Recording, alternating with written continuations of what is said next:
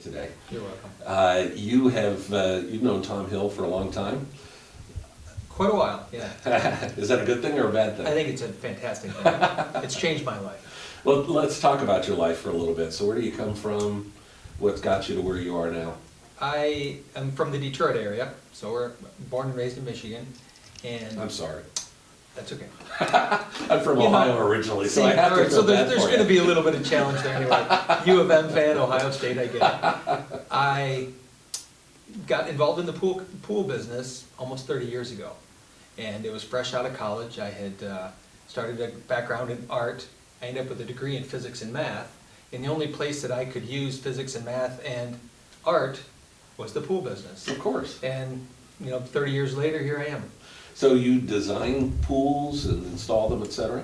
Design and build really fun, creative, custom swimming pools. Wow. Yeah. That must be exciting. It's very, very cool. That is. It's probably rewarding to see the finished product, right? It's rewarding from the start to the finish. Everything in between, I've learned to love every piece of it. And the net result is very cool. So your company started, and it, as we all do, it starts small and it builds. So what's that journey been like for you? Well, my story is a little bit different in that I purchased a company off of the previous owner.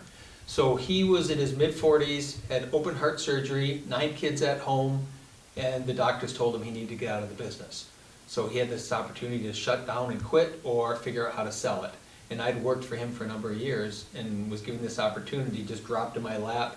I had no money, no idea how to build a business or work on a business, but he said, here, if you buy it from me, and somehow I came up with the money, and the rest is history, and it's been an amazing journey.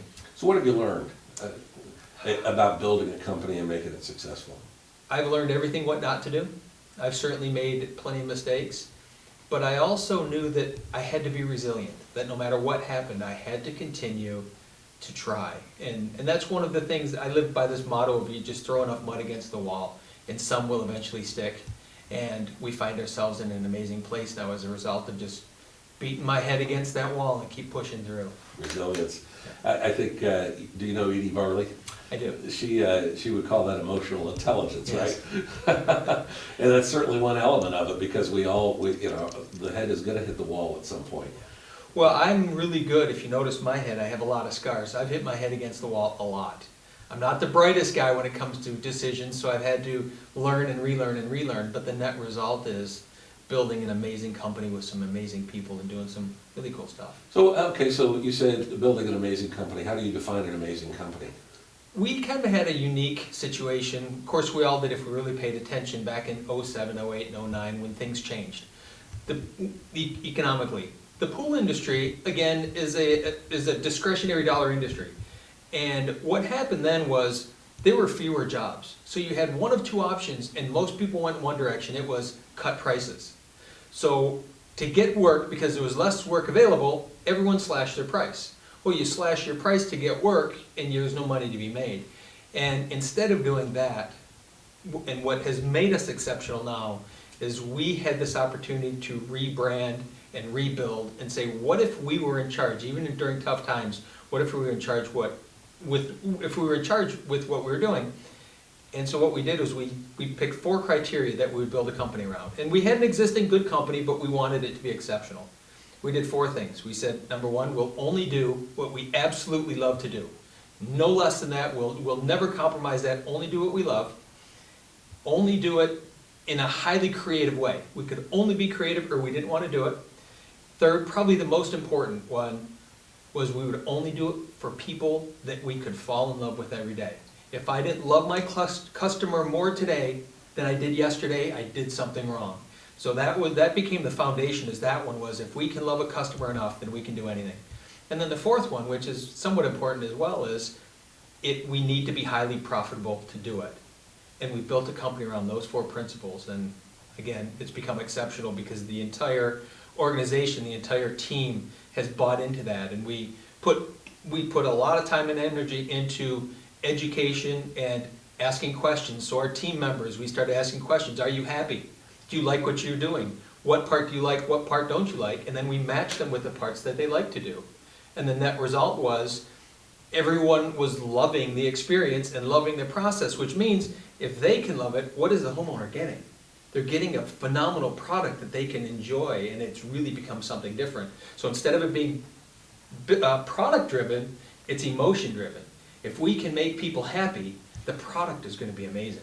And that's what's happened for us. It ain't rocket science, right? It really isn't. It's a scary road to go down. Yeah. When you think you work a business from an emotional standpoint instead of a product standpoint, that's a little scary. But not really. Once you do it and you have all the proof you need, it's amazing. So, yeah, I was gonna talk about that, because, so you're making these decisions in the aftermath of the economic downturn. That's about the scariest time. Well, it was exactly the scariest time, and that's why we did it, was we can follow everyone else off the cliff, or we can climb a new mountain. We chose to climb the mountain, not knowing what was up there, but knowing that emotionally, mentally, physically, that there had to be something good there. So instead of watching all of our guys that we knew fall off the edge of the cliff, we started scaling the mountain again, and in a whole new way, just came out on top. So, what lesson is there for us, and those who are listening to this podcast and designing their exceptional company? What, maybe they're facing the same kind of market challenges you did.